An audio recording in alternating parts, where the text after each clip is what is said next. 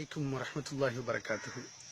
அன்பு நிறைந்த அன்பர்களே, பெரியோர்களே, நாம் இருந்து கொண்டிருக்கக்கூடிய இந்த இடம் கபருடைய மக்பரா, கபராளிகள் அடக்கம் செய்யப்பட்டிருக்கக்கூடிய இந்த இடம். பெருமானார் ஸல்லல்லாஹு அலைஹி வஸல்லம் அன்னவர்கள், ஒரு மனிதன் கல்பு என்றைக்குமே ஹயாத்தாக இருந்து கொண்டிருக்க வேண்டும் என்றால் அவருடைய நாவும் அவருடைய சிந்தனையும் ஒரே நிலையில் இருக்க வேண்டும். என்னவென்றால், நாவு அல்லாஹ்வை திக்ர் செய்ததாகவும் சிந்தனை மௌத்தினுடைய சிந்தனை.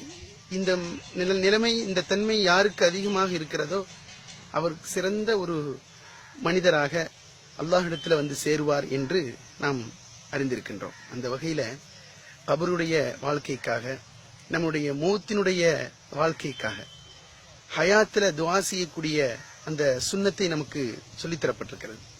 யா அல்லாஹ், எனக்கு வாழ்க்கையில பரக்கத் செய்வாயாக, வாழ்க்கையில பரக்கத் செய்வாயாக. அடுத்து எனக்கு வர இருக்கின்ற மௌத்து, அதையும் எனக்கு பரக்கத்தாக ஆக்கி வைப்பாயா. மௌத்திற்கு பிறகு உள்ள வாழ்க்கையிலும் பரக்கத் செய்வாயாக. பெருமானார் ஸல்லல்லாஹு அலைஹி வஸல்லம் அவர்கள் இந்த பரக்கத் என்ற வார்த்தையை கொண்டு ஆழமான பல அர்த்தங்கள் அடங்கியிருக்கின்றன. நமக்கு நிரந்தர உலகம் இது அல்ல. எங்கு இருந்தாலும், எந்த இரும்பு கோட்டைக்குள் இருந்தாலும் உங்களுக்கு மரணம் வந்தே தீரும் என்று அல்லாஹ் அல் குர்ஆனிலே சொல்லித் தருகின்றத அந்த நினைவு, மௌத்தினுடைய சிந்தனை எப்பொழுதும் நமக்கு வந்து கொண்டே இருக்க வேண்டும். வல்ல ரஹ்மான் மௌத்தினுடைய சிந்தனையோடு வாழ்வதற்கு தௌஃபீக் செய்வான்.